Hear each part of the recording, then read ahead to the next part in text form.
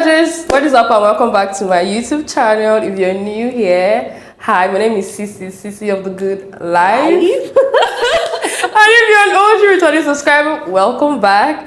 Today I have do I need to talk too much? Let me allow her to introduce herself. Hey y'all, Chantel here. Thank you so much for joining today. I'm on Sissy's channel. Thank you so much, Sissy, for having me on your channel. Thank you. Thank you for coming on my channel. So today we're going to be talking about the bad money habits that are keeping you broke. I can relate. I can relate. Topic for both of us. Yeah, because you have to intentionally start building wealth. And people feel like, oh, you have to get a certain stage before you can do that. I feel like with the right money mindset, you can actually start building wealth, even in your 20s. Even as a teenager. Yeah. So I'm just going to quickly define what broke is. And according to Urban Dictionary, it means not having any money or being bankrupt. As simple as that. And I'm sure everybody that is watching this can relate to times when you take your account balance and you're like, this cannot be my money. Yeah. This cannot be me. You can also even mean seeing the money, you see physically, but it's already been allocated to something. So, you know, there's nothing left. So nothing else is left. We're just going to talk about the bad money habits that are keeping you broke so that we can get better with your finances in 2023. Yeah. So first point.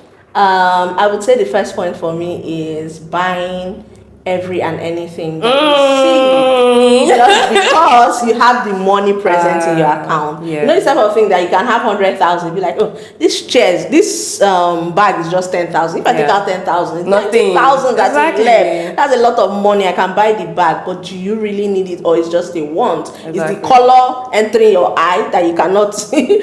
You're forgetting yourself or the other things that you need to do. So, and on this point, we're even buying from sales. So you might need to go and turn on notification. Some people even make up excuses and say it was on sale. It was on sale. 70% off. Let me break it to you. There's going to be another sales tomorrow. Actually, I'm making a lot of money even from the sales price. Exactly. So if you're not going to see yourself using that thing 10 times over, I feel like it's something that you can give or say, I'm going to do this later in the year when I have more money and I can afford it better. Also, buying on impulse. Maybe you do retail therapy. I'm stressed, please let me go and shop. I'm stressed, let me go and do this. I'm guilty. You're preaching to the choir at this point. But I'm better now. Yeah. When I was in my 20s, it was so bad that my closet. What? Oh my goodness. Now I'm living very intentional. Like I'm living a very minimal lifestyle. But back then, impulse buying was my second name. I would just achieve small milestone.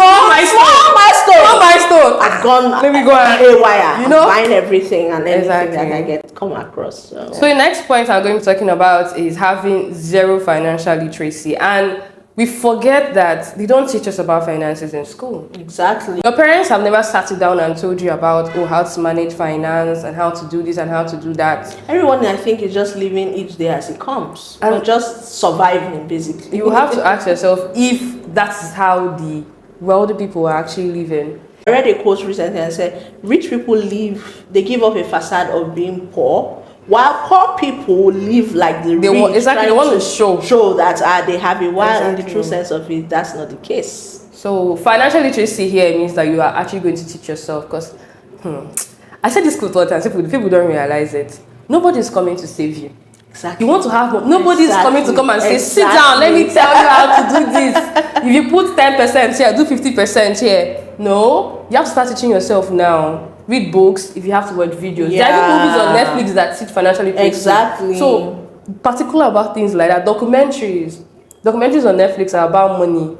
And it's like you go on Netflix and you watch movies that make you laugh. Why forgetting that you're gonna want to manage money? So exactly, you can teach yourself about finances. I think that everybody can actually do that.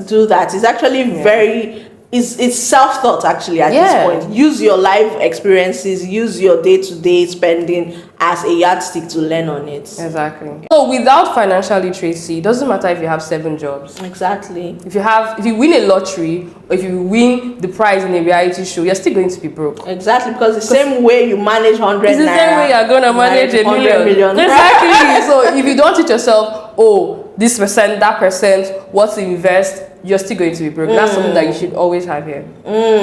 Yeah, that's I agree totally. So where's the next money habit that you think is keeping I would say not having a savings plan. Oh, this point. This a strict savings plan. Yeah. So depending on how you earn and the type of bills you have to pay, I don't believe in this thing that financial people come up with and say, oh, you have to do 30% saving, 100%, 50%, because everybody's lifestyle differs. Exactly. In my case, I save 30% every month. That's huge. Yeah, but that might not even mirror you. That will not work for you, because you might have a lot of other bills that you have to pay. I don't pay for house rent. I don't pay for utility. I pay for utility, but I don't pay for house rent, which is a very huge bill that most other people do. Do you get? So dependent on where your money is coming from and the type of bills you have, in general, your lifestyle, have a savings plan, know the certain percentage that you would save every month, and try as much as you can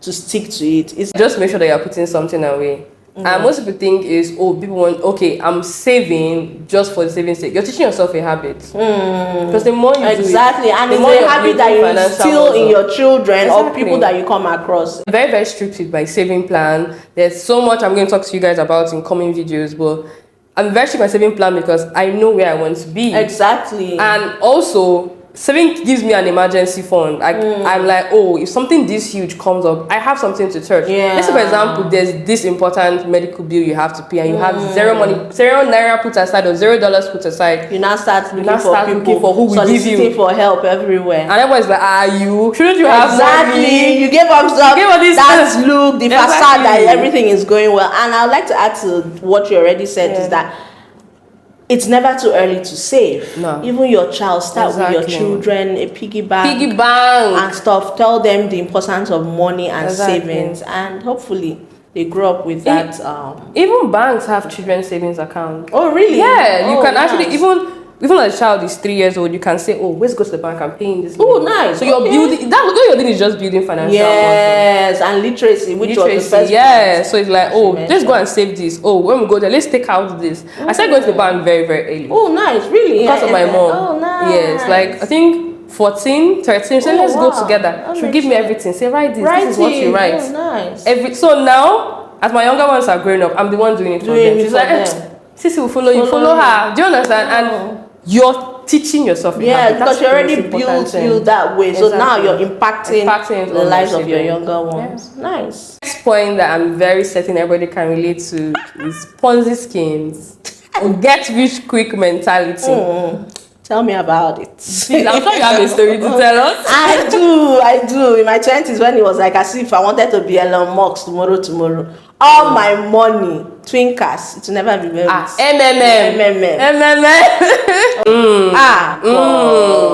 Oh my goodness. It's even embarrassing talking about it, but yeah, I'm ready. I'm okay with sharing my story so someone can learn from me. Get rich of die trying whatever mentality is zero. You know, there's one that came up recently. Wasn't it? One of these, I don't know, some pay this money, get something. Like 2 years ago, they carried everybody's money around. Something about Forex. It was a Forex. Oh, MBA. One of my friends came and told me, I said, even if they say, let me put 1,000, I'll get 1,500. You've learned your lesson. I don't want. You've learned your I'm lesson. over it. I have a rule. If it's too good to be true, it probably is. Exactly. How is the business that is offering you this certain amount of money making money? All they are doing is collecting from the new customers and giving you. Because thinking about it, how are they able to pay themselves? And I've said no to. I don't care if they are giving 150%. If it's a Ponzi scheme, get rich mentality, you cannot get rich that easily. Exactly. You have to build a skill set that will now mature into giving you money. If you think you're just going to take your salary, give somebody else and double it, and that's how you're going to be the wealthiest man in the world, it doesn't work like that. And this Ponzi scheme works on the human brain, the human mentality. You know, we have greed somewhere embedded. Everybody. So they'll make it so good to be true that I put this 100,000. You have already started calculating. If I put 100,000, I'll get 200,000. Maybe I use that extra 100,000 now. Put 50,000 again. Or even put everything back. All your money will not go. See, it's a no. It's not something that you should contemplate. Someone is talking to you now, telling you, don't worry. It's very certain. Watch your circle, because kind of conversations you guys have. Exactly. I'm always talking about let's go and do bets, gambling. Gambling. If that's kind of conversation you have, I know someone already are putting 15K to get 100K. walk away from things like that. Setting those kind of conversations. It doesn't pay at all. Even those that bet, it might be as little as 100 naira. They'll say 100 naira. Calculate 100 naira bet by 1,000. Okay. Because you keep putting and putting. My security man is obsessed with betting. What? I told him one day, I said, this is your small salary where you get. You feel like say, like and I think he has reduced now, because before now, every time he's saying with white paper, it's done. He say, I never win before. I say, how much have you invested in this thing? And it made sense to him. So yeah, like she mentioned, if it's too good to be true, it's probably too good to be probably too good to be true. Another kind of Ponzi scheme. It's not even Ponzi scheme, but they use it to play people. What's that? Wayo. Real estate. 419 has taken over that department of investment. Oh so my God. Please do your research before you invest your money in, especially real estate. I can't say this enough. I've seen so many people fall victim. I was almost a victim until God sent somebody to come and rescue me. Because you would have seen me on the main road crying my eyes out. So real estate. I just had to add that. Fourth point for me is, I would say, living above your means. I mentioned this in one video that I'd rather use that money I'm going out with to cook in the house, and I even get quantity. Before now, that wasn't the case. I was almost always out, brunch this, brunch that, brunch. But calculate, and that's good though. It's good. It's very okay to splurge sometimes, but you have to splurge strategically. That's the word. Splurge with, Splurge with sense. Splurge so that you have something to fall back on. Not every day you're wearing fine floral dress. Yeah, in one restaurant, all the restaurants in your city. That's brunch OOTD. All the restaurants in your city, they know you like you're a regular customer. Even if you must eat out, you can go for cheaper options. Affordable, yeah, that's the word. It doesn't necessarily have to be high end and very expensive places.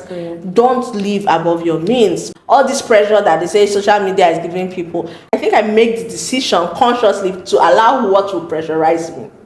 Do you get what I'm saying? Because growing up in my house, you dare not put your hand where you cannot reach. My father will cut it for you. Or my mother.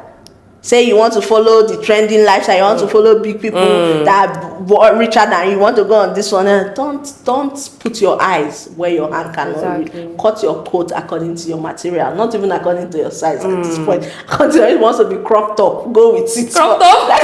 Your size, your material, not your size, I would say. So on the point that you made about like not living above your means, I want to add that this will just take you to Depthville. Exactly. You're trying. You're always something about keeping a standard. You're someone that is particular about standard. If you've kept a standard and you're living above your means in that standard, you always want to do it. So there's never going to be a point where you hold yourself back because like I don't want people to see me as I don't want people to see me as this. And what's happening is that you're always hiding from different people because you're owing left, right, center. Social media, like she said, can be a contributor to some people. Like, I'm not disputing the fact that some people are pressured by the internet, but unfollow them. Exactly. Mute them. Block them. You can go and check it once in a year. Nobody's paying for your data. Block them if you don't feel motivated. But to do better, but pressurized. Exactly. That's a very valid point. Yes. Block them if it's influencing your decisions. Like, she has this hair, I must have that hair. Or my friend has this, I must have this. Which is what I feel like pushes people to do things that are not in line with their morals and their values in life. Because you want to get that thing that this person has. You don't even know whether it was a gift from someone. And then you end up following all sorts of people just to get that. Your circle too. I don't know why people say, I couldn't tell my friend that I can't afford this. If you cannot tell your close friends that I cannot afford to go to this restaurant. Exactly. Go to the other one. I can't afford to buy this Ashrebi. I can't buy this Ashrebi. I have this color. Please, I can't afford to pay for it. Can I still come as a guest? Exactly. If the person says no, rest in your house, watch Netflix and chill. This life is not even as serious as people make it look. To be honest, don't put yourself under the pressure to please someone and displease yourself. And you're the one that will come out and drink Gary. Exactly. You will really drink the Gary. Exactly. You will drink the Gary. Exactly. I feel like in Nigeria, one of our biggest issues amongst women is Ashrebi. Because you pay for that Ashrebi, you pay for sweat, you do makeup, you will do hair, you will tie gele, you transport yourself to the place. You transport yourself. It's how you come out. Who is your father now? Dangle. It's how you come out.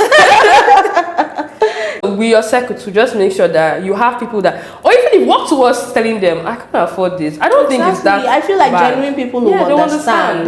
They won't take it too hard. They will. I'd rather if my friend opens up to me and tells me I can't afford this. I'll say you can come as a regular guest. It doesn't make any difference. Than for you to go out of your way, stretch yourself so much, go just into debt. Trying to please your friend group. No. If I don't find out, I think I'll be pissed. Exactly. I'll be very pissed because you could have just said it. It was as easy as I don't have it right. So the next habit that we say is keeping you broke is that you're not tracking your expenses. You just bring out your card, swipe. I'm sure there's money in there. Swipe. Next thing you're trying to swipe and they say insufficient balance. You're gonna wash plates. And I'd like to add that food is the major culprit of money wastage. Food, you see this food, chicken and rice. They'll even give you a plate. You'll be like, oh, it's 3,000, it's 5,000. Let me add one more. Exactly. Check it. Go to the market and buy 3,000 or 5,000 worth of ingredients. You see the big pot of rice that you will cook. Exactly. And you just have to learn to live around it, because some people are like, oh, someone like me, I have to use myself as an example. I do not like to cook every day. Of course. But if you see me in the beginning of the month, I will do everything.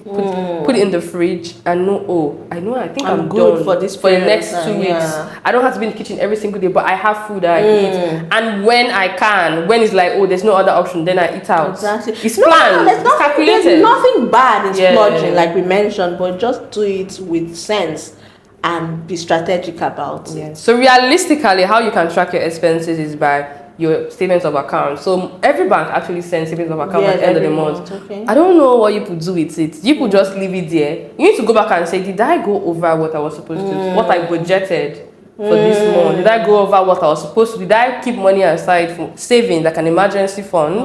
Because emergency fund will always be your cushion. It's always something that you can fall back to. On. So if you didn't do anything, you're like, and the next month I'm going to try and do better. And another way you can also track your expenses is there are finance apps. People don't realize how much technology has evolved. Oh yeah. Just download a finance app, put in the amount. It will help you do all the calculations. It will help you do everything. And you can now say, I think I went overboard with food, like you use as an example. Next month I'm going to do better. Clothing, online shopping. I went overboard with me. I like good things, so you already know. But I went overboard this month. Next month is a zero. Go on a strike for yourself. And then some people are on every subscription. Hulu, Netflix, I consciously have to log off a lot of them. Yeah. Because like Netflix, I rarely. How many times? Ask yourself the truth. How many times do you actually watch all those subscriptions? And you can imagine, I was even on the high one, the one I use my TV. I use my phone. I say no, I have to reduce. Exactly. I have to go down, slash it. The only things that I'm subscribed to is things for work. So I know that my work is paying me. So it's like, in the end, I'm using what I'm learning to get more. I'm not saying cancel all your subscriptions. Just track your expenses. Be smart about it. Something else I know I did realistically was give myself a spending limit. Like I said, you guys know I like good things. I'm all about the good life. But I'm also smart. That's why people don't realize. Okay, so I know that, I like hairs. I say, at the beginning of every year, when I say my financial goals, I say, this is the only amount of money I'm going to spend on hair. It doesn't matter if I make 10M, 11 million, 40 million. Yeah. Once I reach that spending limit, that's the end for the year. If I reach it in February, what's the law? No more to the next year. Exactly. Be close to it, like, the spending limit for me on PLT is all I'm shopping. Shein is all I'm shopping. If I pass it, that's the end. You have to learn to restrict yourself, because if you're not doing these things, you're going to go broke very, very fast. Something also that works for me, personally, I don't know. I would say I don't like to, but I don't know how to repeat clothes over and over again. Are you serious? So, yes. So you don't look like that. Yes. You look like someone that will know how to, No. Mix a man. I get bored easily. So after a few wears, maybe 2-3 wears, my friends will be like, celebrity. You dash me this thing and you don't wear things. And then No. So what I used to dash, but now I monetize it. So I do like a closet sale. That's very, very I do like a closet sale and then get money from it and use it to buy new clothes. So that's not even in my budget. That's not even part of my earning. That is just something I did to monetize what I'm not using. That's very smart. That's very smart. That's and almost all my clothes are neatly worn. Most of them are even I wore just once. Do you get? So once I use that person will even get good wear out of it. Yeah, exactly. Track your expenses so you can know this is what is taking the most out of me every month, and you can watch it. If it's food, ask yourself, are there ways I can cut corners around this? Exactly. There's always an option. There's always an option. There always is. Now we've identified the bad money habits that are keeping you broke, and in future videos, because I want to make this something that we talk about here on this channel, because I'm building wealth myself and I don't want to greed and I want to string everybody along. As a high value woman, that shit. Poor. I mean, Jenny says poor. So, do you have any final words? Oh no, I actually enjoyed being here, and I'm sure, I hope that someone has learned a thing or two from our experiences, because we got in depth in that department. So thank you so much, Chantel, for being on my channel. Thank you for having me. I still cannot believe this happened, but you're not dreaming. So thank you by going to the video that we filmed on her channel. Yeah, we do have, and go and watch that. Comment, tell her that you're from my channel, so that it's not like, you know, show her that we have a gang here. Yeah, Cece's gang, please recognize yourself or represent yourself in the comment section. Maybe you guys should have like a tagline or something, so I can yes. So we're gonna use hashtag Hey Gorgeous. Yes. So use Hey Gorgeous before putting any comments in the comment section of the video that we filmed together. Okay. So if you have any further questions, drop them in the comment section. We're going to make this a series where we'll talk about all of this. Thank you for having me. So don't forget to like, share, subscribe. You already know the vibes. And until the next one. Bye. Bye, guys.